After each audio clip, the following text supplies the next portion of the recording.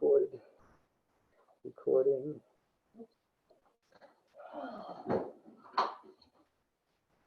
Don't be chicken, learn the Dhamma.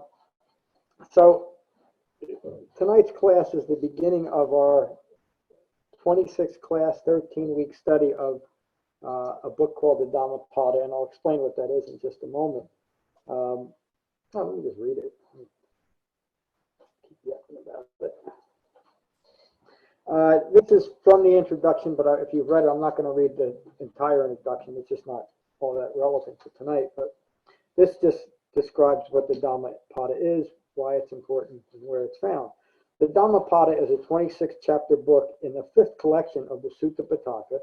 There's 5 collections, known as the Khuddaka Nikaya. The Khuddaka Nikaya is itself a 15-book collection of shorter texts, difficult to classify within the other 4 volumes. The Therigatha and the Theragatha is an example of that as well. You've heard me reference that. The Dhammapada is a collection of teachings of the Buddha that provides clear instruction in the encouraging direction of an awakened human being's teachings. The Dhammapada has been traditionally used as a study guide for novice practitioners and serves as such very well when seen in the context established by the Buddha. In other words, they're not complete teachings, but they're chapter by chapter synopsis of key themes of the Dhamma that are presented in a methodical way. In other words, one chapter informs the next chapter, etc., etc. This context is established in the Paticca Samuppada Sutta, the primary sutta on dependent origination, and the Dhammacakkappavattana Sutta, the first sutta taught by the Buddha, establishing 4 Noble Truths. The 4 Noble Truths as the framework and purpose of the Buddhist Dhamma. The Dhammapada is loosely formatted by topic, the individual topics presented in each chapter. Mostly stand on their own, with the understanding that everything the Buddha taught can only be understood and developed skillfully within the context of dependent origination and 4 Noble Truths. References in the original translation to monks and nuns, or bhikkhus and bhikkhunis, have been changed here to skillful disciples and arahants. I explain more, but again, the reason why I'm doing this is to religify the Dhamma. You don't have to be a monk or a nun to develop the Dhamma. In fact, predominantly worldwide and historically, Buddhist practitioners have not been monks and nuns. They've been people that are living in the world, as we all are, but also successfully developing the Dhamma. Somebody mentioned often is Anatta Pandika as an example of that. King Ashoka is another. There's an endless list. Have been changed here to skillful disciples and arahants, to clearly defining these developing the Dhamma and those that have developed awakening, meaning there's wise disciples focused on the Dhamma, and there's accomplished disciples who have culminated the path. That's not a word, is it culminated? You know what I mean, culminated the path, and those are called arahants, awakened human beings, or those that have gained full human maturity. I have made these contextual changes for 3 reasons. 1, a disciple is one who is committed to this discipline. That's what this is. The Eightfold Path is a discipline. If we practice the Eightfold Path, no matter how we look at ourselves, we're disciples of that discipline. Here, a disciple is one who has committed to the Buddhist Dhamma and the Eightfold Path as a framework for their Dhamma practitioner. An arahant has achieved the goal. 2, the Buddha taught an equalitarian, some people would use the word egalitarian, Dhamma for all women and all men. Gender or social class or formal vows have no relevance to the Dhamma or a skillful disciple. 3, throughout the Buddha's Dhamma, he references different levels of Dhamma practitioners that is inferred by the text, but often without the clear distinction the Buddha intended. That's why I do make the clear distinction. Using both terms allows for this clarity and will not inadvertently or intentionally present the Buddha's Dhamma, the Buddha's teaching, as special or elitist in any way. Whether we are an arahant or a disciple, we're all the same. We're just developing the Buddha's Dhamma. There's no real distinction, too, between a beginning disciple and an awakened arahant, except they've developed the path. But it's the same path that the beginning disciple is developing. the point I'm making, we just had an interesting or useful teacher's meeting. There is no such thing as an advanced teaching in the Buddhist Dhamma. It's all one teaching. To teach something or classify something as advanced would mean that special powers or special abilities are needed. The Buddha taught, again, as it's stated right here, an egalitarian or equalitarian Dhamma. Anyone who's interested can develop it to completion.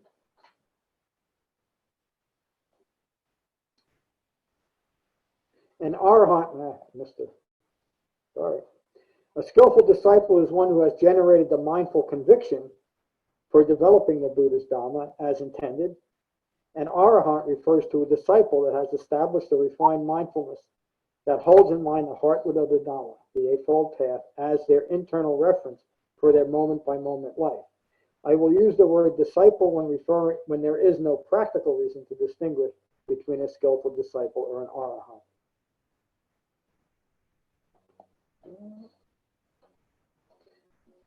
This is the Dhammapada, and the first chapter is known as the Yamakavagga.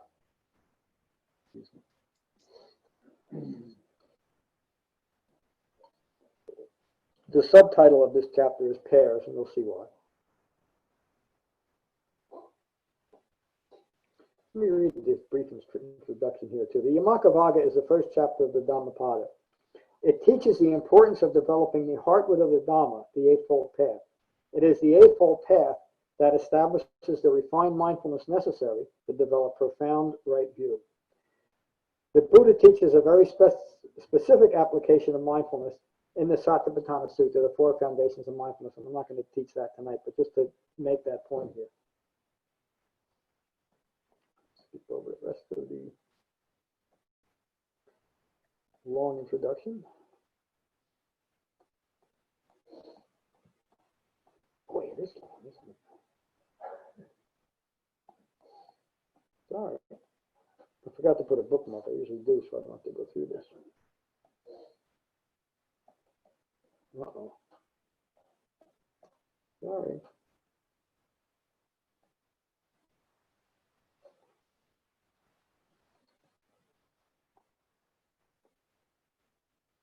Geez, I can't find the beginning of this thing.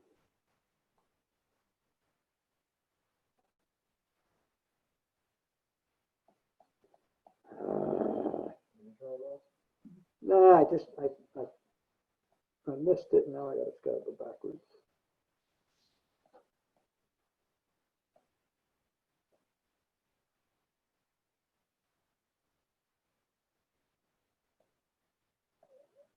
Wow.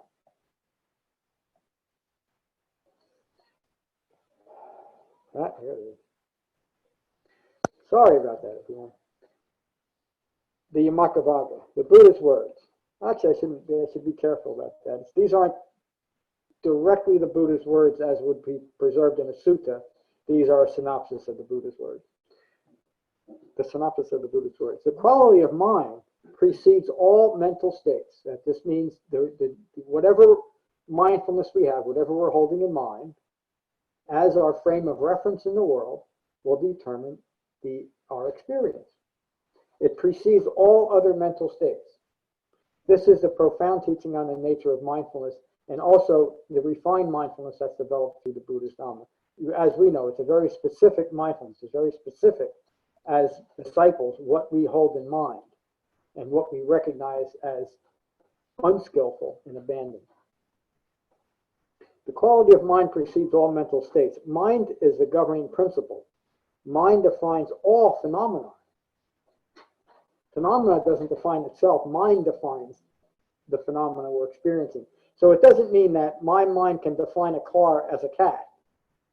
But my understanding of what a car is, what it does, and any impersonal nature of that car, or personal nature, is established in my mind. Such as, I like red cars, but I hate black cars. It's a personal decision that has no usefulness in Four Noble Truths. It's just taking things personal. It's a fabrication, making that preference, taking that personally.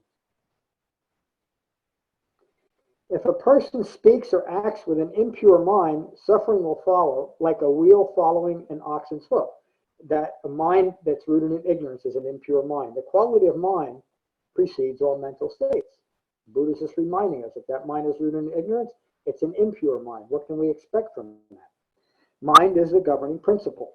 Mind defines all phenomena. If a person speaks and acts with a pure mind, happiness will follow like a constant shadow. I love some of the metaphors here. Harboring thoughts of being abused, robbed, injured, oppressed, or overpowered does not still hatred. Those who harbor such thoughts, obviously they're self-referential thoughts, aren't they? Those who harbor such thoughts will remain agitated, and usually at some point, that fabricated thought leading to an agitated mind will result in some form of violence, whether it's internal or external violence. Abandoning thoughts of being oppressed, abused, robbed, injured. Actually, while I was reading along at some of you, I'm adding the word oppressed because that's such a commonly used word right now today. Abused, robbed, injured, or overpowered always stills hatred. We talked a little bit about that too. Understanding the nature of suffering. The Buddha's words continue. Hatred always continues hatred. Hatred always continues hatred. No matter how upset we are at the hatred in the world, generating hatred in ourselves as an aversion to that hatred and hoping to generate hatred in others to hate what we hate is hatred, isn't it? And it can only increase the hatred in the world. Take a look around. The Buddha's words from 2,600 years ago, maybe we can all learn this. Non-hatred alone ends hatred. Non-hatred alone ends hatred. The Buddha's words, and look at how when they're not followed, how timeless they are. The Buddha's words is, this law is timeless. If we want to end hatred in the world, if we want to end conflict in the world, we'll end hatred and conflict within our own minds, because that's the only place that we can affect it. And by doing so, then we are an example to the rest of the world. By not doing so, we're just continuing hatred. No matter how compassionate we might be, no matter how altruistic our motives are, if we're still harboring hatred, we only can express hatred. And many people, they become very adept at hiding that hatred as an announced aversion to life. And I won't get too deep into that, but it's obvious. This law is timeless. Many ignore the fleeting nature of life. The wise, who understand impermanence, do not quarrel with others. Just as a strong wind will fall a weak tree, ignorance will consume those living for sensual pleasures, lacking restraint, gorging on food, and being lazy. Just as a strong wind does not affect a rocky mountain, ignorance will never cling to those who are mindful of the defilements. The defilements are greed, aversion, and deluded thinking, who are wise in restraint, moderate with food, with conviction for the Dhamma, and timeless in their efforts, timeless in their right efforts. Those ignorant, depraved, lacking restraint, dishonest, though wearing a disciple's robe, are not worthy of respect. We can put on all the clothes, all the appearance of compassion and a spiritual practitioner and all the other things we might want to portray to the world as me being the most advanced spiritual, having the most advanced spiritual knowledge of everyone. What's the word? It's just, I can't think. It was a good line, but I forgot it. It's just another expression of ignorance. I'm trying to hide my own ignorance by the robes I'm wearing. Those who have abandoned ignorance and depravity, in control of their senses, established in virtue, they alone are worthy of respect. They are Dhamma practitioners. Those that crave for and cling to what is worthless and ignore what is priceless, mindful only of what is rooted in ignorance, will never realize the Dhamma. Those that know the Heartwood is always a reference to the Eightfold Path. Those that know the Heartwood to be Heartwood, and sapwood to be sapwood, established in refined mindfulness, they will realize the Dhamma. Excuse me.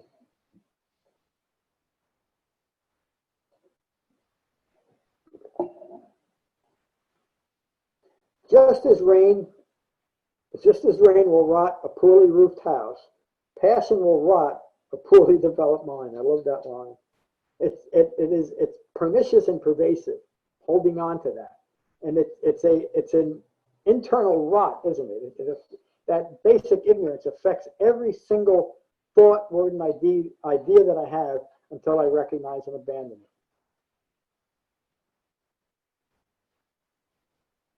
Just as rain will not rot a properly roofed house, passion will never destroy a properly developed mind. Properly developed. The ignorant, hurtful in thoughts, words, and deeds, suffers endlessly, afflicted with regret, always mindful of misdeeds. You're always thinking about what's wrong with you.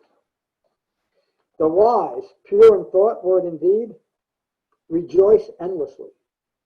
They are at peace, always mindful of the benefits of restraint. We talk about that often. Practicing wise restraint. That's the essence of Dhamma practices. Wise restraint, informed by the Eightfold Path right here and right now as my life unfolds. That's Dhamma practice. The ignorant, hurtful in thoughts, words, and deeds, suffers endlessly. Mindful of misdeeds, constantly tormented.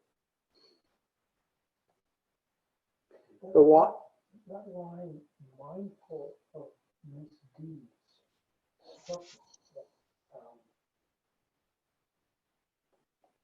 people that are in wrong action and wrong speech are constantly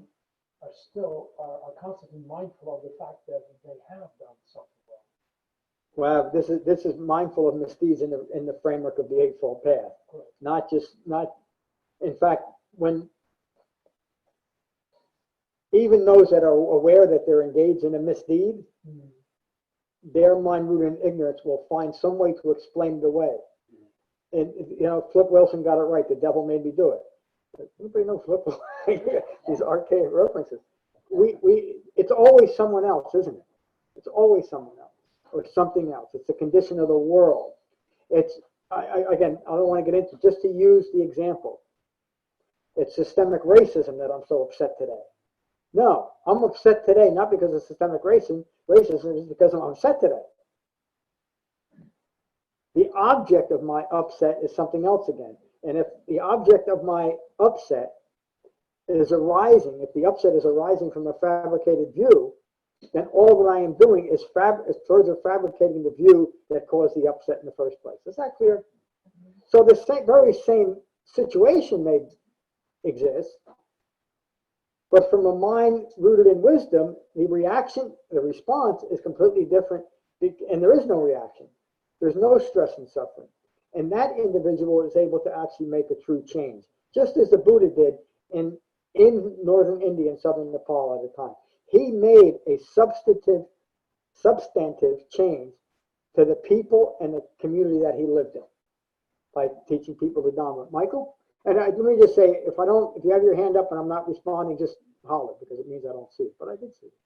Basically, if you say that what you're explaining here is the difference between mindfulness and refined mindfulness. Yes, thank you. Yes, there's mindfulness. We all hold in mind. Mindfulness is impossible not to practice. That's an aspect of ignorance. The refined mindfulness means that we're seeing things from the perspective of right view, and that's an important difference. Refined mindfulness is not something the word the Buddha used. He used the word right mindfulness, but I use it because mindfulness has become its own religion today, hasn't it? Everybody wants to be mindful, and it's a good thing that we should be mindful. But mindfulness as it relates to the Dhamma is a very specific aspect of mindfulness. Thank you, Michael. Ron, did I finish my answer? Did you have anything else? Okay, thank you.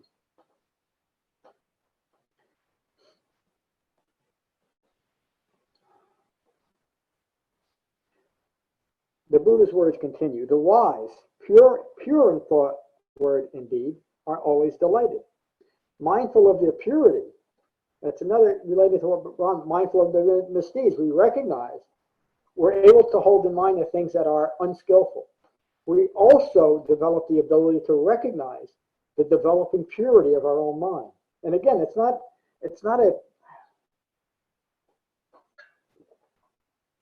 a purity in relation to right or wrong, good or bad, sin or not sin. It's a purity in relation to ignorance.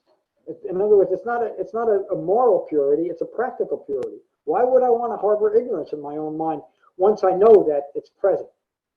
If I don't know it, I can go on ignoring my own ignorance, which is what most people do, which is what I did my whole life until I came to the Buddhist Dhamma. I created very powerful, and you hear me say this, we all do, and I did, I created very powerful and very, very subtle, hard to see strategies to continue my own ignorance. And that, the primary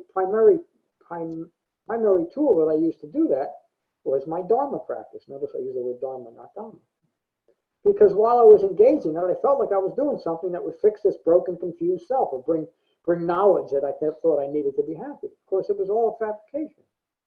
And it wasn't until I put my focus not out there, not on an external magical Dharma, but what was actually occurring within me, and found the framework to do that, to really examine the contents of my own thinking, was I able to change my thinking.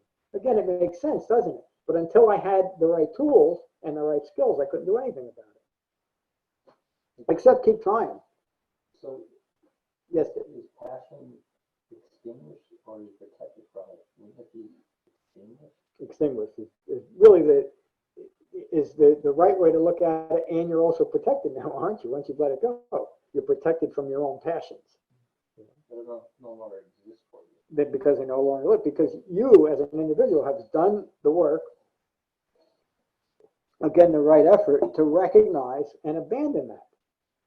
But that's the key theme of the Dhamma. It's the one thing that people that hold on to aversion to the Dhamma are not willing to do, face their own ignorance. And it's a difficult thing to do. But also, if you have no more passion within you, you still have passion in the world, in the environment. Meaning? It's just not affecting you in a way that's causing passion to arise. But you're still in an environment where there's others that are, the world is playing. Yes. Yeah, right. Yeah, that's it. Yeah. Well, by me subduing my passions doesn't do anything for you. Right.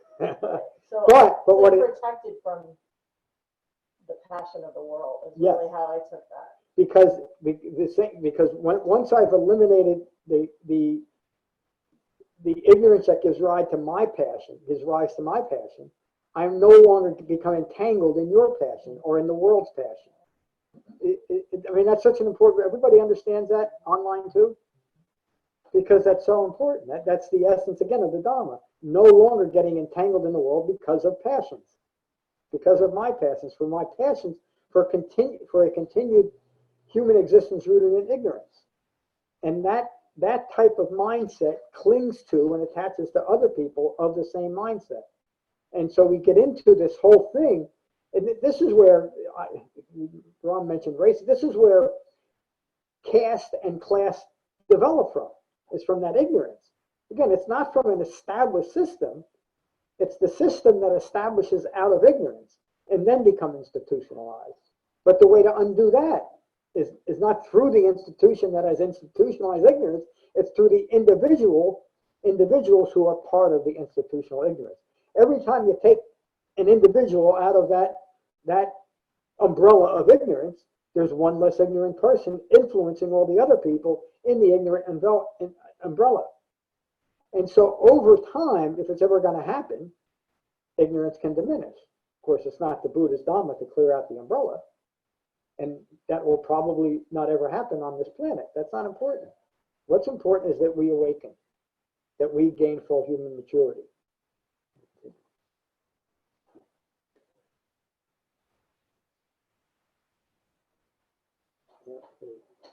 Much though they read sacred texts, but acting poorly, overcome by greed, they do not gain the benefit of the heart. Again, it's just a push towards right effort. You can read all the sutras you want. In fact, you can listen to the Buddha talk endlessly.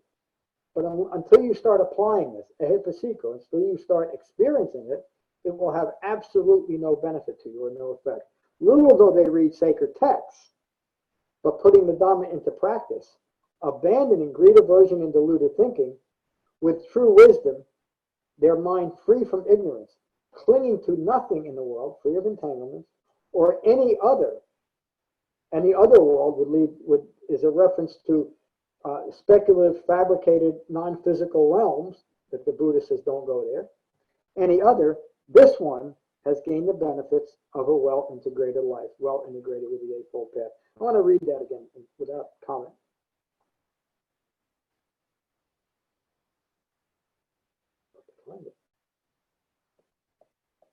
The beginning of it. Little though they read sacred texts, but putting the Dhamma into practice as we do here, abandoning greed, aversion, and deluded thinking, with true wisdom, their mind free from ignorance, clinging to nothing in the world or any other world, this one has gained the benefits of a well-integrated life. Just by doing the work, but you got to do the work. I thought that was the end. That's the end of this particular sutta. Thank you all. So again, I'm not going to talk much longer, but that sutta is the beginning of the Dhammapada, and it points to everything else we're going to learn. And it points to the importance of understanding that mind governs all. Pairs, two ways of thinking. You either are in line with the Dhamma or you're not. And that is the clear choice that every human being makes, although they're not aware of the choice. But when we come to the Dhamma, that is the clear choice that at some point we have to wholeheartedly engage with and accept. I'm either going to develop the Dhamma without adaptation, accommodation, or embellishment, or I'm not. And if you decide you're not going to do it, it's your life. And there's nothing at all that anybody should ever say about that, including me as a wise Dhamma practitioner. But if you come to me and you say, I'm interested in what you have, can you teach me? And then I agree to the contract by saying, yes, I will. Then I'm bound by right speech to teach an authentic Dhamma. I'm bound by right speech to do it. The reason why I'm saying that is at times you may hear things that you'd rather the teacher or the Dhamma doesn't show you in your own mind. That's the point of the Dhamma. That's the point, and that's the point of this. Mind governs all. If you're finding a less than satisfying experience in your life at any point, it's not because of what's out there. It's because of what you're holding in your mind. And that is not a harsh judgment. It's not even a judgment at all. It's a practical explanation of why you're feeling and thinking that way, according to the Dhamma. So again, that's all I want to say tonight about that. I'll probably say a few more things as we go along. But I would like to talk to Sarah first. Sarah came online. How are you, Sarah? I'm doing okay. Good to see you. Thank you. Good to be here. That's it. How's things up there? Are you still in Maine? Still in Maine. Okay. We'll talk soon. I'm glad you Thank you. joined tonight. Jane, how are you tonight? I'm well, thanks, John. Good. I have That's it? add except I'm grateful for the Dhamma and the Sangha. So thank you. I am too. I'm also grateful for my chicken nest. But... Josh, how are you? Good, John. Hello, everybody. Good to be back in class. Good to be back in class again. Yeah. We noticed your absence. Well, it's pretty clear that the Buddha doesn't let us get off the hook. In order to have right mindfulness, there's no other option except the Four Noble Truths and the Eightfold Path. Yep. And if you have that, if you accept that and believe that, then you're going to have right thinking and right mindfulness. My question is, can two for example, if you're following the Eightfold Path and the Four Noble Truths, and you have an opinion on something that differs from mine, for whatever reason, is that possible? Or if we both believe totally in the Eightfold Path and the Four Noble Truths, would our opinions always be the same? Oh, it's not on external things. The best way to say it is, if your opinion differs to me, it's wrong. But so I could have an opinion that Republicans are the way to go, and you could have an opinion that Democrats are the way to go. That doesn't preclude us as wise Dhamma practitioners. But if I insist or take it personally that you're not a Republican, then I'm lost. Then I've lost my mind. Do you see the difference? I can be I understand the nature of the world, and from a personal standpoint, I might decide that in November it makes sense for me to vote Republican. That these things are more in line with my understanding. You know, I also might decide that I don't want any entanglement in the world, and so I won't vote. But I tend to like to voice my opinions about what's going on in the world, so I have to vote. Well, let's say it's on something else, like you believe in X very strongly, and I believe on Y very strongly, and I believe that your opinion is based in ignorance and mine is based on knowledge. Does that have anything to do with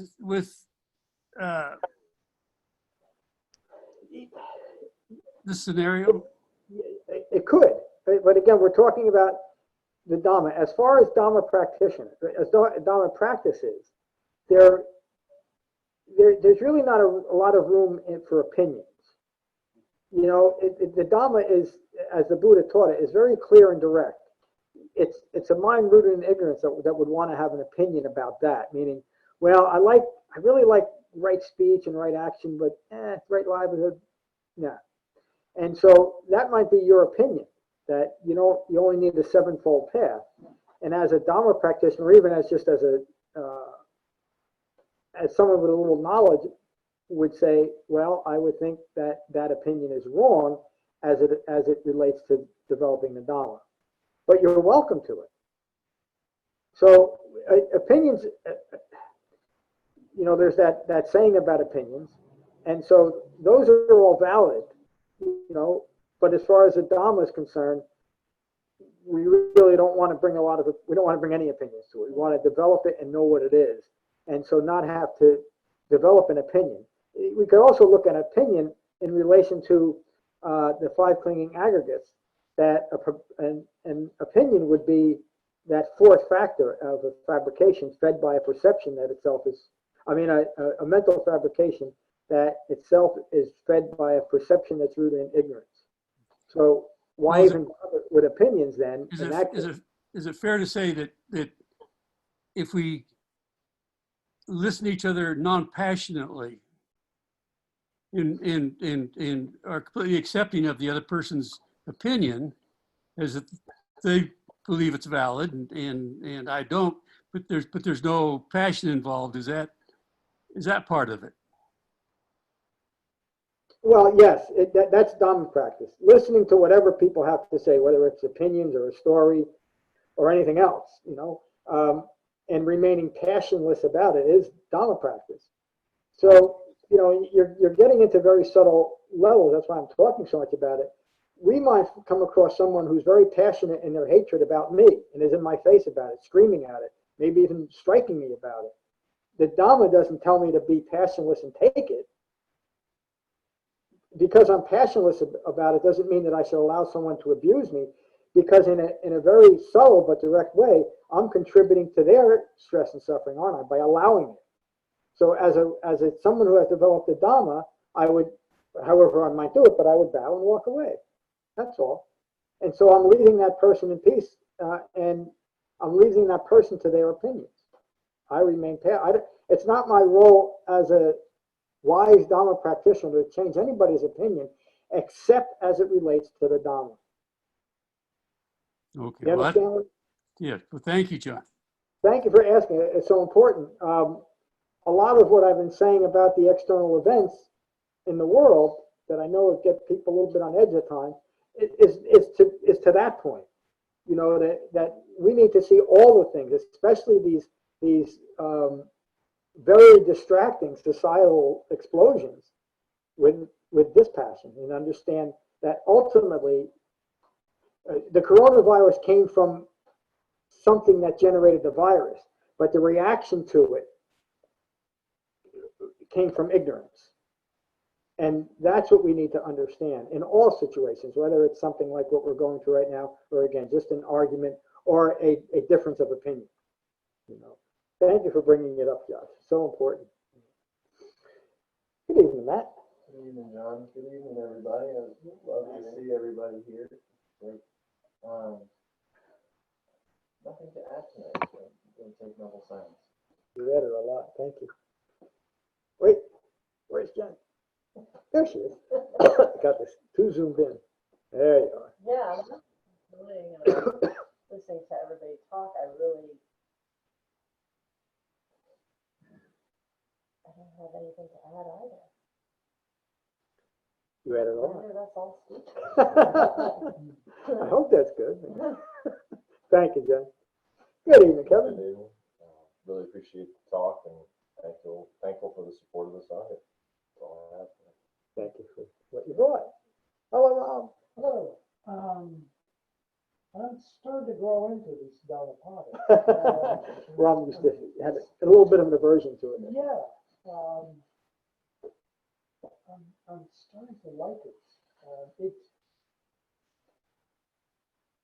It brings an understanding of the Dhamma without the usual categories that are put there in the way of talking about it. You know, there is no mention of there's not even a mention of the Four Noble Truths or the Eightfold Path or the degeneration or origination, but it's real life stuff that he's bringing up here.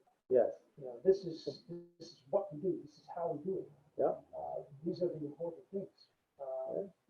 And they're nice pictures of the Dhamma. Yeah, and the remember that this was given to use for novice students, probably, and that's what scholars claim. But they're also getting teachings on dependent origination and Four Noble Truths outside of this. Right. Just like we're doing.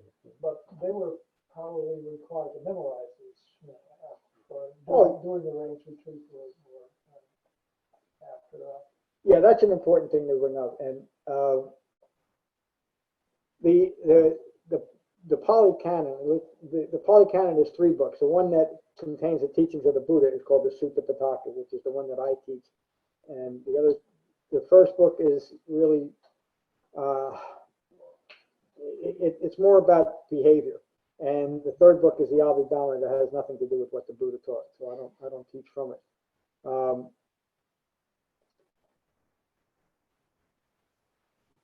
This 3rd book, I guess the Sutta Pitaka was not written down probably at the earliest about 300 to 400 years after the Buddha's passing. Up until that time, it was through an oral tradition that was established during the Buddha's lifetime. And I won't get too deep into that about how wise that is. That's a much more accurate way of maintaining authenticity than if you had 1,000 different people writing down what they thought the Dhamma was, you're going to have 1,000 different interpretations of it. But because it was an oral tradition that was constantly repeated, that's maintained, constantly repeated and checked. So the Dhammapada was written down out of that verbal collection of what may have been 50 specific lessons that people taught to novices, but what has come down over time is these 26, and we call that the Dhammapada. Thank you for bringing it up, and thanks for letting me clarify that a bit. Greg, good to see you tonight. Good to see you. Good to be back. That little part towards the end about you know, how you can read, but you have to practice and apply. And the fact that you mentioned Abhidhamma again, which is hilarious, because yeah, I spent years what I wouldn't call wasted time, but just analyzing, reading, and I thought if I kept The Abhidhamma? yeah. Oh, I'm sorry. You feel, you feel like if you're reading how something's just gonna happen, right? secondary sources, and yeah, and like I've mentioned to you many times, it wasn't until it was maybe drifting farther and farther away, and then you kind of pulled me back to, oh, I forgot about the Four Noble Truths and the Eightfold Path, the whole foundation, the whole basis, which I probably learned about in middle school, you know?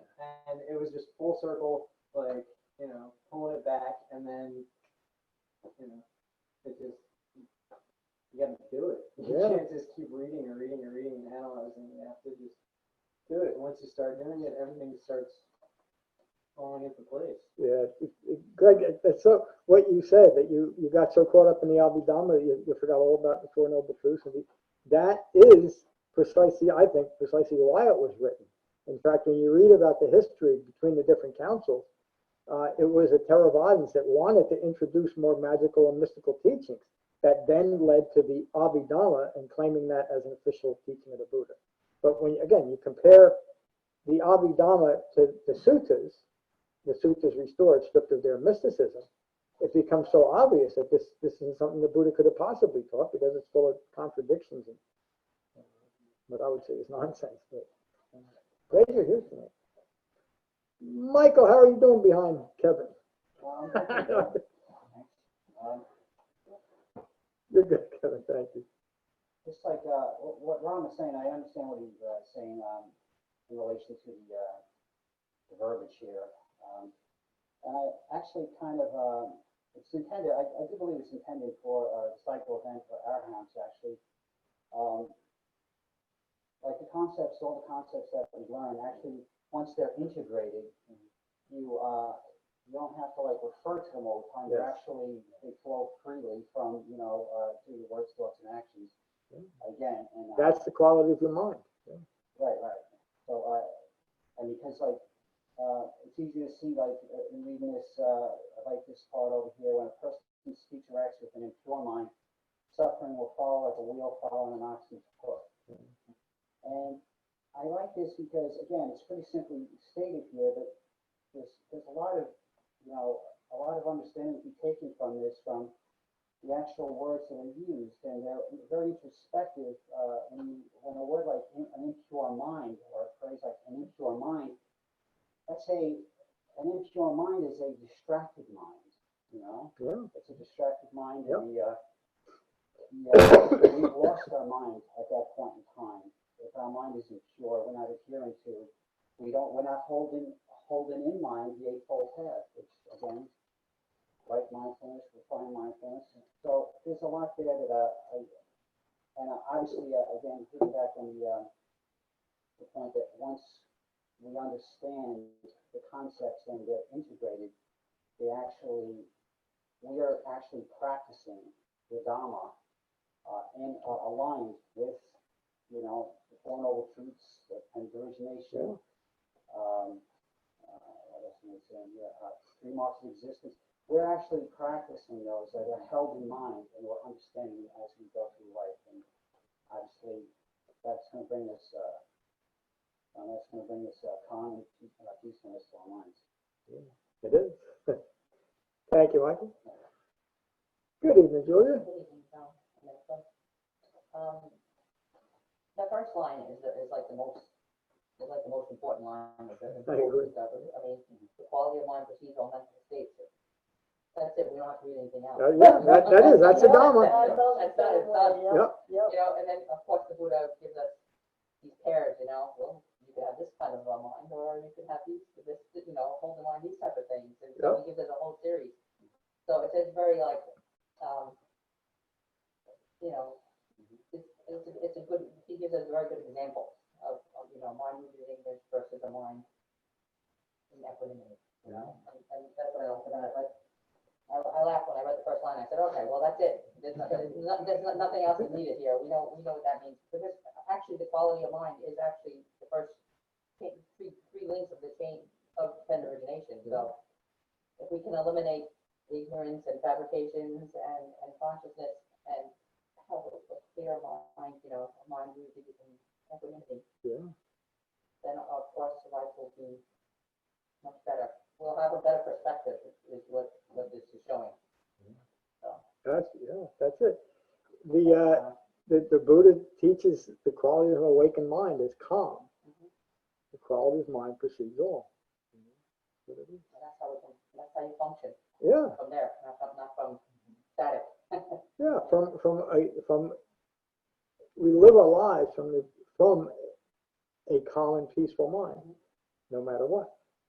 You know, as we develop the Dhamma to its culmination, nothing can shake that because that mind is resting in understanding. It simply knows what's occurring. You know, so when people get aggressive or something happens, just the world. You know, we're disentangled from it, so we're unaffected by it. Good evening, Tim. Good evening, everybody. I only have one thing to say in 15 parts. And,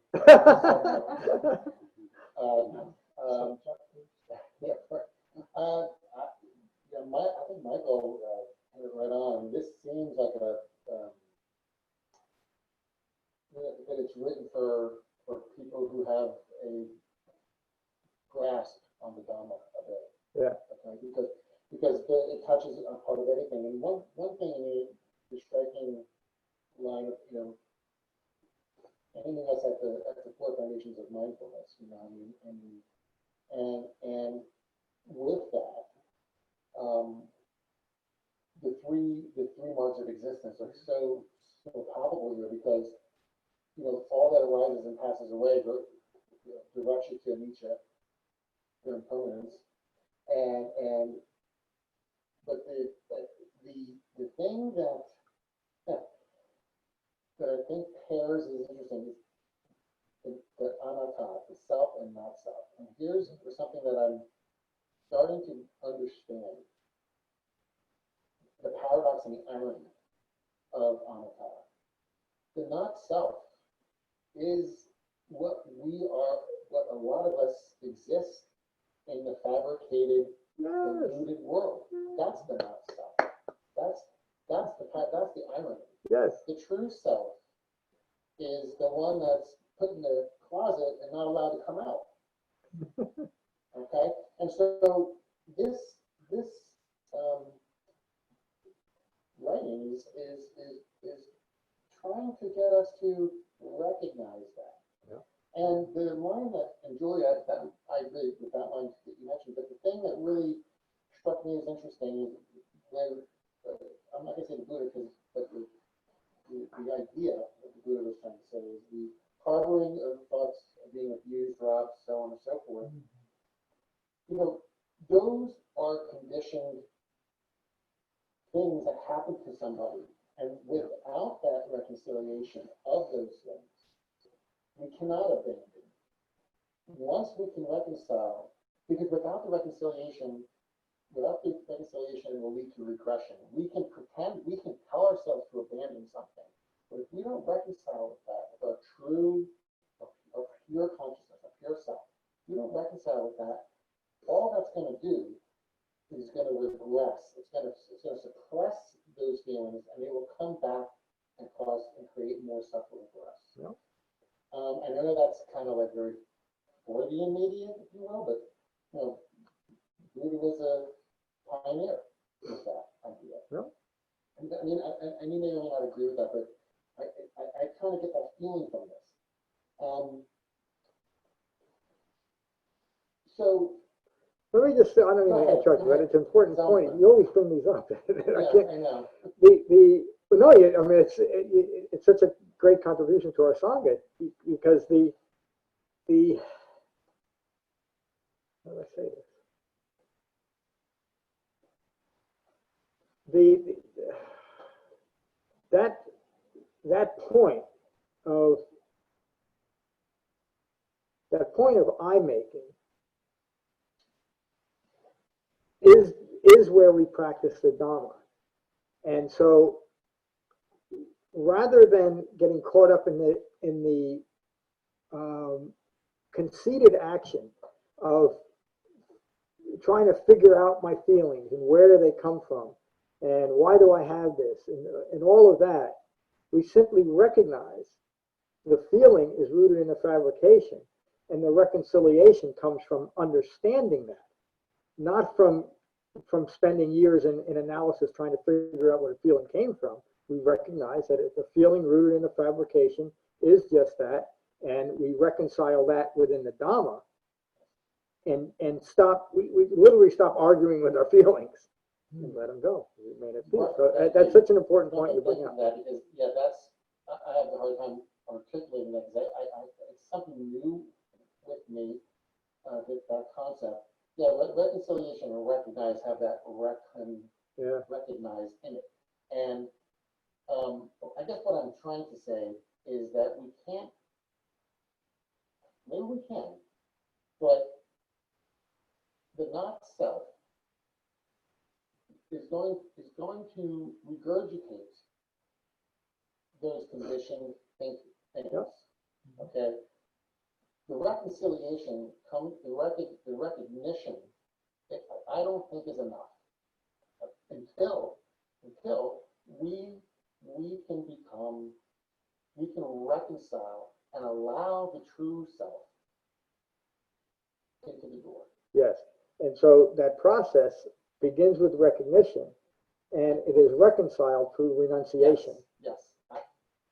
And the reason why I make that, and again, not that you see this, but it's an important point to make. It's not that recognition is not reconciliation. That's the first step. The second step is renunciation, or another word for renunciation would be abandoning that, and that is reconciliation. That's where the Dhamma is reconciled in reality.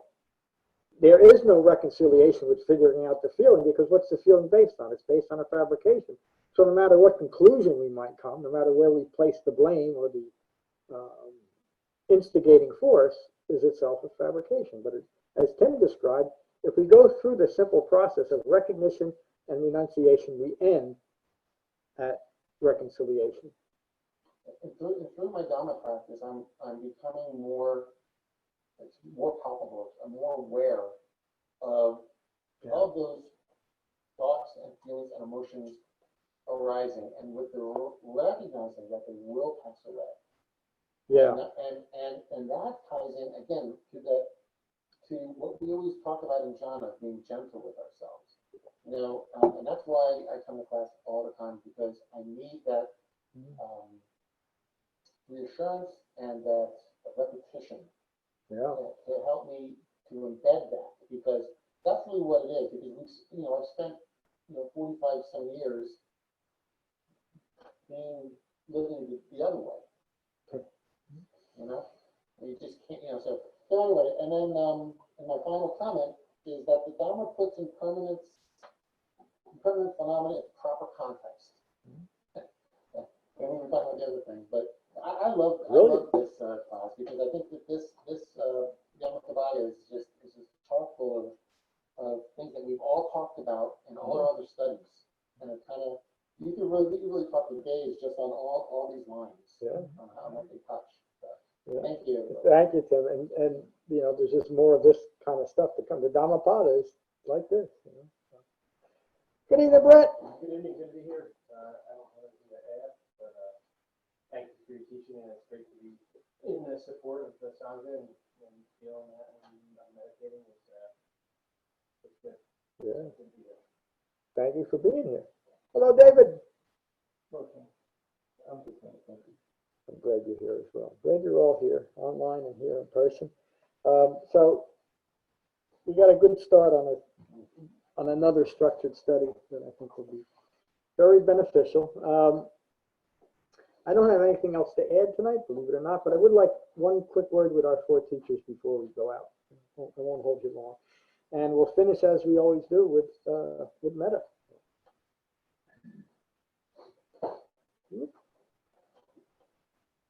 Pull it up. These are the Buddha's words on metta from the Karaniya Metta Sutta. So again, take a moment to become mindful of your in-breath and your out-breath, and let that mindfulness of your breath unite your mind and your body.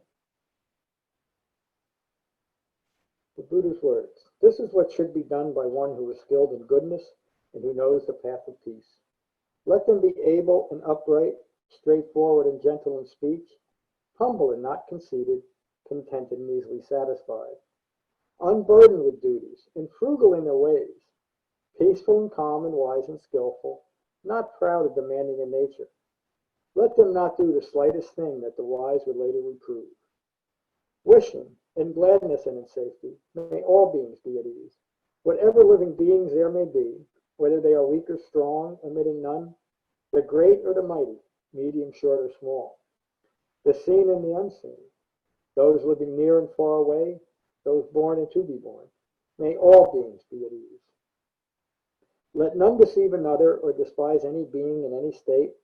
Let none through anger or ill will wish harm upon another. Even as a mother protects with her life her child, her only child, so with a boundless heart should one cherish all living beings. Radiating kindness over the entire world, spreading upwards to the skies and downwards to the depths, outwards and unbounded, freed from hatred and ill will.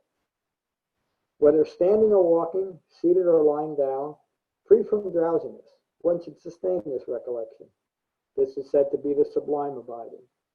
By not holding to fixed views, the pure-hearted one, having clarity of vision, being freed from all sense desires, is not born again into this world. Thank you all for a wonderful class tonight. Thank you, John. See Bye, you, John. everybody. See you, Jane. Thank you, John. Thank you.